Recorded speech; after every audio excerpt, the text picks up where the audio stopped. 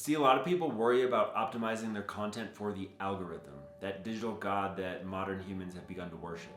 They forget that they're creating content for human minds.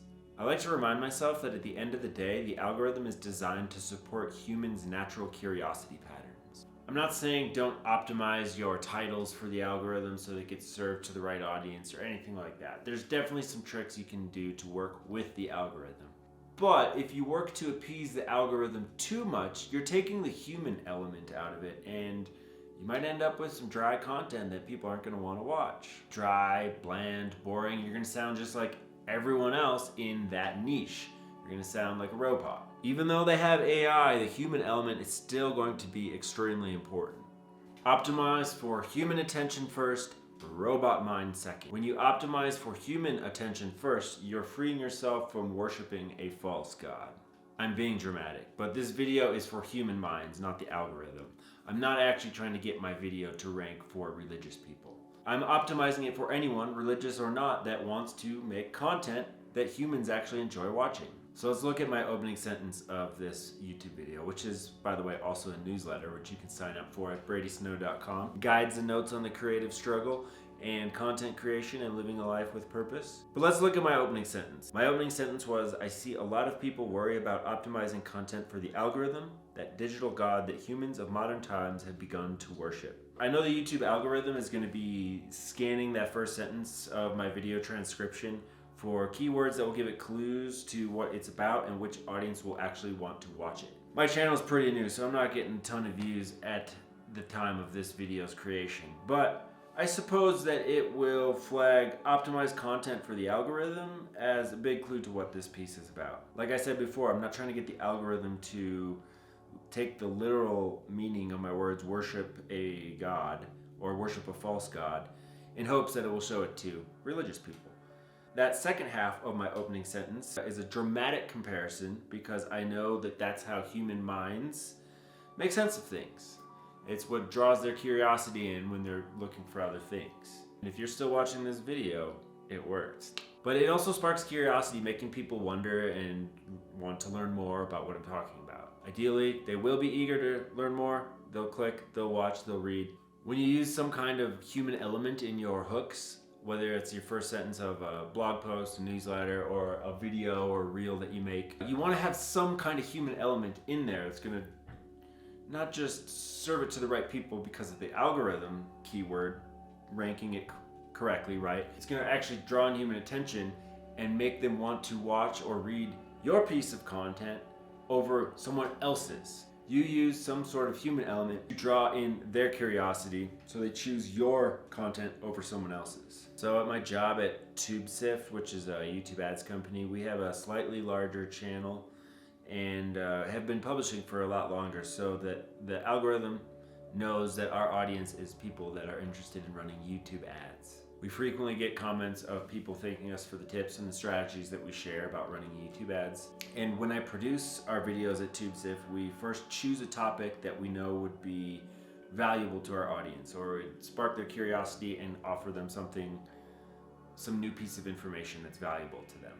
We use a strong hook in that video to grab their attention, and it also demonstrates the video topic, so that qualifies the viewer. Then when I upload the video to YouTube, I will create a title and a video description in a way that gives clues to the algorithm about what topics are covered, about what kind of person, what kind of audience, someone on YouTube will be interested in this video. And then that's it. That gets the video to them, and then from there, it's your job to hook them and make them want to keep watching. And that's where that human element really comes in.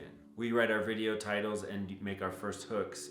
We write them in a way that appeals to human attention and curiosity. Title your videos off something that a human would want to learn about, and then tweak it ever so slightly to make sure that it has the right keyword in there for the algorithm to rank it favorably, to classify it favorably. And then if you deliver value in your content and focus on holding people's attention, people engage with it and the algorithm ranks it favorably and shows it to more of the right people who are interested in your topics and presentation style. This is because you focused on people first and robot mind second. Robot mind serves humans, not the other way around. The content creator should serve humans.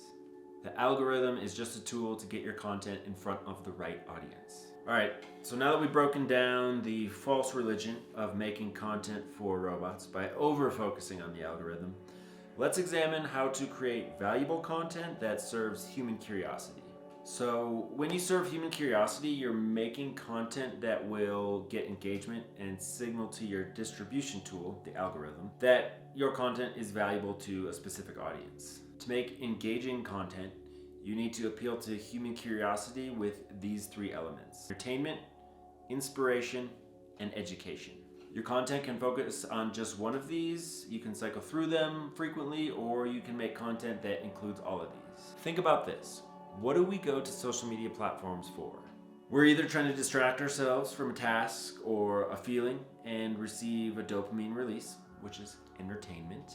We're trying to frame a positive mindset, inspiration, or we're trying to accomplish a certain task or goal by learning something, education. Those are the three areas of influence over human curiosity. To create content that speaks to them, you need to have clarity over who your audience is. Who are you making the content for, and what are you trying to help them with? Clarity over your audience comes in time after you create content consistently for a while, but having this in mind before you start making your content is going to drastically increase the engagement.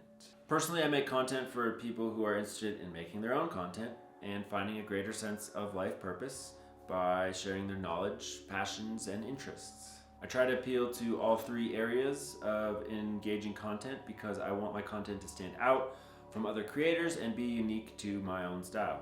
I try to be entertaining with my comedy bits in my shorts reels series, What's My Niche, by the way, which you can check out on my YouTube shorts or on my Instagram reels or my TikTok. Links are in my description on my link tree. I make jokes about content creation and the struggles we face, so that's my entertainment value. I try to be inspiring by relating to people's common obstacles and showing them that they can be overcome. And I try to be educational by sharing some valuable tips on how to accomplish a certain task or goal. Some of my pieces are more geared towards entertainment. Others are more geared towards inspiration and education. And at times I try to make content that appeals to all three in one. By experimenting in these areas with content that is about content creation, I'm learning which pieces perform best so that I can create more content like those and continue to grow my engagement and always improve. So here's just some basic advice for getting started with your content. First off, getting started publishing content online is scary and frustrating. Your first posts don't get much engagement. You feel like you're not really an expert. You test a bunch of topics that you aren't really sure about. You worry your production quality isn't good enough. And it's hard to find time to make content because you have a job and a life.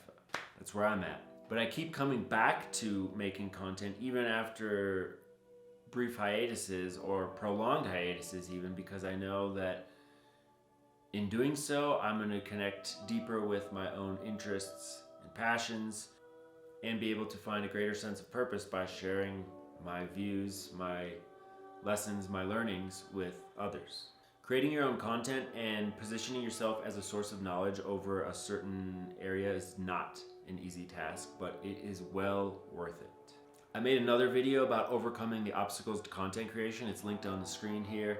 You can check that out. It's gonna help guide you through overcoming the hurdles of content creation when you're getting started out, or when you've had a long break and you wanna get back on a consistent content publication system of your own. So check that out if you're stuck.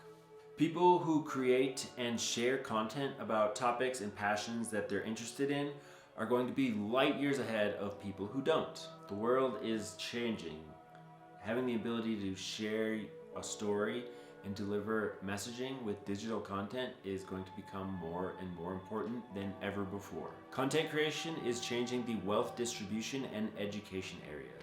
People can make drastic career, income, and life purpose changes by building a personal brand or a small business around topics that they are passionate about. You don't need a new degree. You don't need a bunch of startup capital. You literally just need your phone, some basic writing and production skills, and social media platforms to start creating a better life for yourself. Selling your knowledge and guidance is the new business model for people who want to escape a rigid 9-to-5 job, gain more control over their time and their finances, and develop a greater sense of fulfillment in life by living with greater purpose. So since I started my content creator journey, aka sharing my passions, interests, and knowledge consistently online, I have been a lot more fulfilled because I have an activity that actually engages my natural curiosities and skill sets in a way that is meaningful. I'm planning to build it out over time and create digital products and services that help others simplify their content creation and speed up their success. You don't need to be a top-notch expert in your field to share your knowledge. You just need to be a few steps ahead of the people that you're making content for. If you've been thinking about a better way to make money and live, consider the online education or information business. It's not as scammy as its reputation used to get, and it's only going to grow in the next decade. Why pay a bunch of money for a degree that won't get you fast results when you can pay a fraction of the cost to learn skills that get you 100x better and faster results when you learn from a human individual who has been right where you are and gone through your own struggles? It doesn't happen overnight. You need to put out free content consistently for a while, but this will only increase the value of your knowledge and your experience. You'll learn more and solve more problems that you can share with your audience as you go. So don't do this for immediate results. Remember that you're doing this to create a better life for yourself well into the future. Take your time. Make sure you have clarity over what you want to create and how it can be valuable to others. When you have that clarity and you're passionate about what you're doing, trust in that sign that you are well on your way to making a more enriching life for yourself. If you like this video, please subscribe to catch future videos. Give me a like, give me some comments, let me know what you thought of the video, and I'll make some more for you in the future. Thanks for tuning in.